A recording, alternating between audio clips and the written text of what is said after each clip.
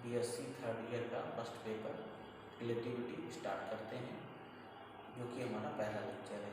ठीक है, तो स्टार्ट करते हैं इसी सीरीज में। हेडिंग हमारी है पहली, फ्रेम ऑफ रेफरेंस, इसे कैसे हैं निर्देश फ्रेम कहते हैं। अब देखिए फ्रेम ऑफ रेफरेंस होता क्या है, किसको कहते हैं फ्रेम ऑफ रेफरेंस। तो देखिए यहाँ पर फ्रेम, निर्देश फ्रेम वही निर्देशांक निकाय है जिसमें किसी वस्तु की स्थिति व गति प्रेक्षित की जाती है। देखिए ये क्या करता है, कोई वस्तु है वो उसकी स्थिति कहाँ पर है और उसकी गति कैसी है, कितने समय में कहाँ पर पहुँच रहा है, उसकी गणना जो है वो निर्देश फ्रेम के अंतर्गत की जाती है। विभिन्न निर्देश फ्रेमों में वस्तु की स्थिति व गति भिन्न भिन्न हो सकती है। देखिए यहाँ पर कहा गया है कि अलग अलग निर्देश फ्रेम में वस्तु की स्थिति अलग अलग हो सकती है, गति अलग, क्योंकि कोई फ्रेम हमारा रुका हुआ फ्रेम हो, कोई इनर्शियल होगा, कोई नॉन इनर्शियल होगा, अलग अलग फ्रेमों में पोजीशन चेंज हो सकती है। ठीक है, जैसे कि किसी चलती रेलगाड़ी से दौड़ी गई गेंद का पथ पृथ्वी के सापेक्ष परवलयाकार है। देखिए रेलगाड़ी से किसी गेंद को फेंका जा रहा है, छोड़ा जा रहा है, जब छोड़ेंगे तो क्या हो जाएगा, उसकी जो गति होगी या उसका जो मोशन होगा वो पैराबोला होगा। पैराबोला गोलाई इस टाइप में जाता है, पैराबोला होगा, जबकि रेलगाड़ी में बैठे प्रेक्षक को ये सरल रेखा में दिखाई देता है। जो छोड़ेगा उसको लग रहा सीधी गई, लेकिन होता क्या है, वास्तविकता क्या है, जो प्लेन से देगा उसको देगा पैराबोला मोशन में गई। इस प्रकार पृथ्वी व रेलगाड़ी अलग अलग फ्रेम है। अब यहाँ पर क्या होगा, दोनों फ्रेम चेंज हो गए, पृथ्वी अलग फ्रेम हो गई और रेलगाड़ी अलग फ्रेम हो गई। पृथ्वी क्या हुआ, रुका हुआ फ्रेम हुआ, और रेलगाड़ी कैसा हुआ, जो हमारा जो है चलता हुआ फ्रेम हुआ। तो दोनों की पोजीशन क्या होगी, बदल गई। चलती बैलगाड़ी, चलती साइकिल, चंद्रमा, पृथ्वी, सूर्य आदि, इनके फ्रेम अलग अलग होते हैं। रेलगाड़ी का अलग है, पृथ्वी का अलग है, सूर्य का अलग है। ठीक है, ये किसी कुछ उदाहरण टाइप के हैं। किसी वस्तु की स्थिति तथा गति का तब तक कोई अर्थ नहीं है जब तक इसे किसी निर्देश फ्रेम के सापेक्ष वर्णित न किया जाए। कि कोई भी वस्तु है वो गति कर रही है, चेंज कर रही है, उसकी गणना एग्जैक्ट तब तक नहीं, हमें हमको ये नहीं मालूम किस फ्रेम के सापेक्ष हमने इसको बताया है, क्योंकि फ्रेम अगर नहीं होगा तो गणना करेंगे वो एक्यूरेट ना होगा, किसी अप्रॉक्सीमेट होगा। अगर हम चाह रहे हैं यहाँ से यहाँ तक हमारी एक्यूरेट टाइप किया जाए तो ये एक्यूरेट नहीं आएगी, इसलिए यहाँ पे एक्यूरेट का होना भी बहुत जरूरी है। सामान्यतः दो प्रकार के निर्देश तंत्र होते हैं। क्या है, दो प्रकार के निर्देश तंत्र होते हैं। पहला हमारा है इनर्शियल फ्रेम, इसे कहते हैं जड़त्वीय फ्रेम कहते हैं। एक दूसरा हमारा है नॉन इनर्शियल फ्रेम, उसके बारे में भी आगे बताएंगे। ठीक है, तो पहला हमारा यहाँ हेडिंग है इनर्शियल फ्रेम, जिसे क्या कहते हैं, जड़त्वीय फ्रेम भी कहते हैं। वे फ्रेम जो अजड़त्वीय होते हैं या न्यूटन के प्रथम व द्वितीय नियम का पालन करते हैं। देखिए यहाँ पर बात जो आ रही है कि जो अजड़त्वीय होते हैं, मतलब क्या है, अपने स्थान से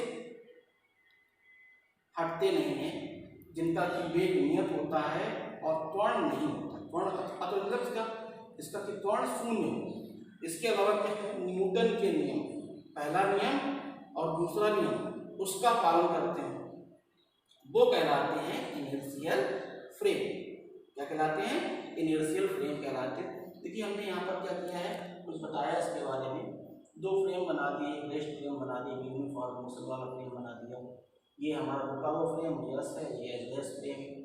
यहाँ पे कोई पार्टिकल है तो दोनों की पोजिशनें अलग अलग है। यहाँ से इसकी पोजिशन वेक्टर है आर है, यहाँ से आर डैश है, ये हमारा यूनिफॉर्म मोशन, ये रेस्ट फ्रेम।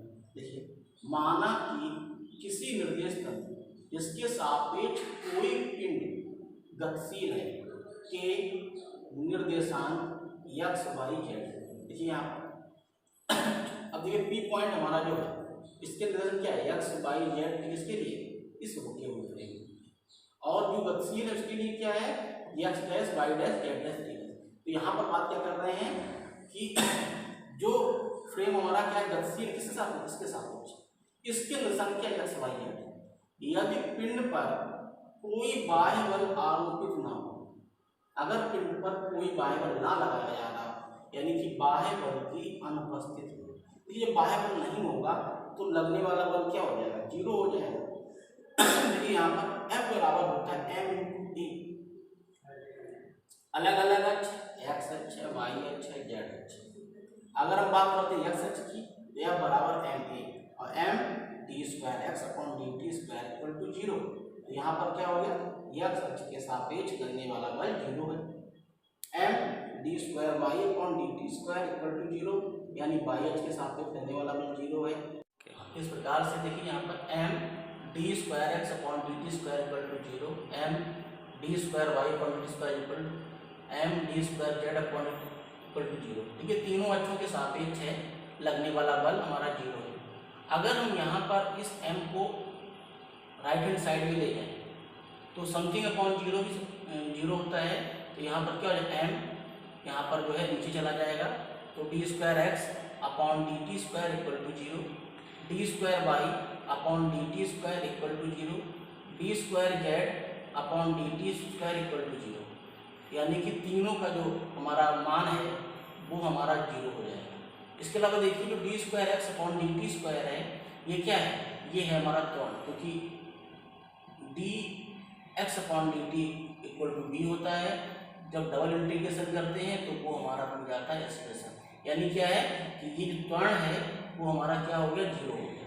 आगे देखिए हम जानते हैं अगर हम किसी भी मान शून्य है जो कि हमने अवकलन किया है, अगर अवकलन को पुनः हम क्या करें, यहाँ पर इंटीग्रेट करें। अगर इंटीग्रेट करेंगे तो क्या हो जाएगा, d² x/dt² है, ये dx/dt हो जाएगा। और जब dx/dt हो जाएगा तो ये बन जाएगा u∗x। u मतलब क्या है, लगने वाला वेग। u जो होता है एक्चुअली में हम कहते हैं प्रारंभिक वेग होता है, इनिशियल वेलोसिटी होती है u∗x। और ये कैसा हो गया हमारा कांस्टेंट, क्योंकि जब भी इसका अवकलन करेंगे जो 0 है तो उसका मान कांस्टेंट के बराबर आएगा, जैसा कि x में आया है। इसी क्रम में d² y/dt² = u/y = कांस्टेंट। इसी प्रकार से dz/dt = uz = कांस्टेंट। जैसा x में आया था उसी प्रकार से y में, इसी प्रकार से z में, यानी कि ये x है, ये y है और ये z है। तीनों में क्या हो जाएगा, जो लगने वाला हमारा त्वरण है, क्योंकि इसमें लिखा हुआ त्वरित, तो त्वरण जो हमारा है वो, क्योंकि u हमारा जो है वो त्वरण हमारा शून्य था, ये लगने वाला वेग है, ये कैसा हुआ, नियत हो गया।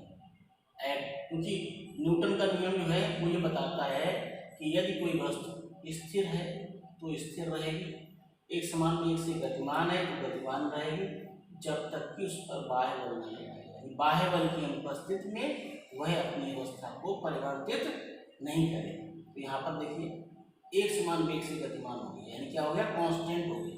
जब ये कांस्टेंट हो गया तो यहाँ पर ux, uy, uz क्रमशः x, y तथा z दिशाओं के वेग के घटक, वेग क्योंकि u है हमारा क्या, वेग, ये वेग के कंपोनेंट है, x कंपोनेंट, y कंपोनेंट और z कंपोनेंट। उपरोक्त मानों से स्पष्ट है कि वेग के घटक नियत है। ये जो मान आया ये कांस्टेंट आया है। जब कांस्टेंट आए हैं तो इनके मान कैसे हैं, इनके मान कैसे हैं, नियत। अर्थात हम कह सकते हैं यदि कोई बाह्य बल आरोपित न किया जाए, क्या कह सकते हैं, यदि कोई बाह्य बल को आरोपित न किया जाए तो एक सरल रेखा के अंश एक समान गति से गति कर रहा है, पिंड उसी दिशा में उसी वेग से चलता रहेगा। यही न्यूटन का प्रथम नियम। कहने का मतलब ये है कि अवस्था परिवर्तन नहीं होगी जब तक उस पर बाह्य बल नहीं लग रहा है। दूसरे शब्दों में जड़त्वीय फ्रेम वह फ्रेम है जिसमें जड़त्व का नियम या न्यूटन के प्रथम नियम का पालन होता है। देखिए न्यूटन के प्रथम नियम को लॉ ऑफ इनर्शिया भी कहते हैं, यानी कि जड़त्व का नियम। प्रथम नियम जो है वो इस पर लागू होता है रेस्ट, ये हमारा रेस्ट फ्रेम है। अगर एक समान वेग से गतिमान होगा, ये दोनों अवस्थाएं क्या एक ही चीज में है, एक ही कंडीशन के अंतर्गत आता है, जिसके अंतर्गत हम ये जानते हैं कि एक रेस्ट फ्रेम हो, एक यूनिफॉर्म मोशन का फ्रेम हो, दोनों में क्या हो जाएगा, न्यूटन के नियम जो है वो समान रूप से लागू होंगे। इस प्रकार से हम यहाँ पर ये कह सकते हैं कि इनर्शियल फ्रेम के अंतर्गत न्यूटन के नियम पहले और दूसरे नियम लागू होते हैं। इस फ्रेम में वेग कांस्टेंट रहता है जबकि त्वरण शून्य हो जाता है। अगर न्यूटन के नियम लागू नहीं होंगे उस अवस्था में यह फ्रेम इनर्शियल नहीं होगा।